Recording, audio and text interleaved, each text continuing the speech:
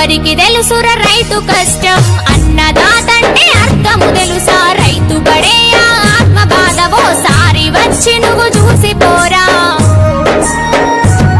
నీ వెనక ఉన్న ఆస్తి అంతా ముందు పెట్టుకొని తినగలవారా? ఎంత ఉన్నా నువ్వు ఏడ తిరిగినా అన్నమే గదర తినేది. బంగారం అంటే నీకిష్టమని కంచముల పెట్టి తినలేవు గదా.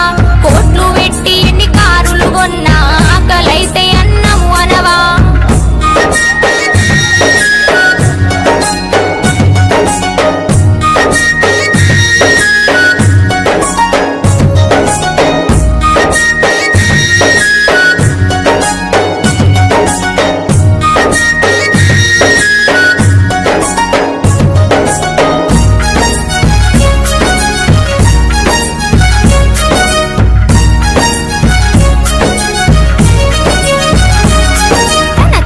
పొలమే ఓ యుద్ధ భూమిగా పండించడమే పోరాటముగా, కడుపు నింపుటని తన గెలుపవదా? రైతుకు మీరిచ్చే విలువేంది? కల్తీ విత్తనాలమ్మి మీరు పంటను ఖరాబు చేస్తున్నారు. రోగమచ్చి ఆ పొలము చేస్తే రైతు ఇంట్లోన శవములేసే. ఈ దేశం కడుపు నింపుతున్న మా రైతు కడుపు వెళితే కదా ఈ ప్రపంచమంతా గుర్తించని రాజుకరున్నారని తెలుసుకోరా.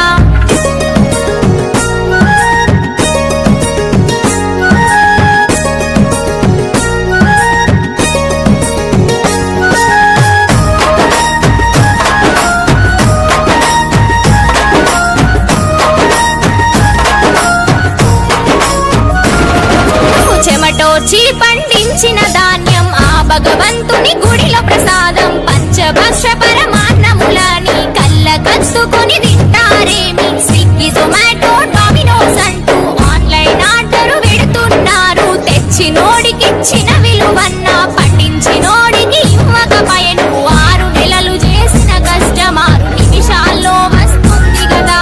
పల్లెలో నువ్వు చేసే సావాసం పట్టణానికి అసలు తెలిసేనా?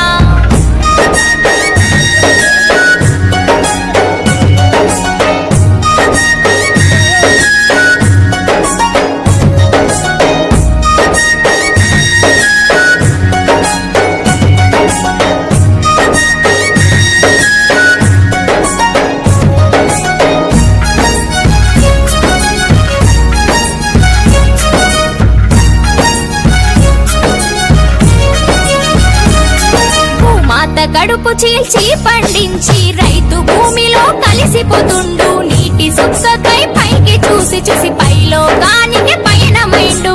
రేయి పగలని తేడా లేక స్వార్థమనేదను వంతలేక ప్రాణం పోసి పండించిన పంట చేజారిపోయే అన్యాయముతో గిట్టుబాటు ధర లేక రైతు గుండాపుకునేది నిజము కదా.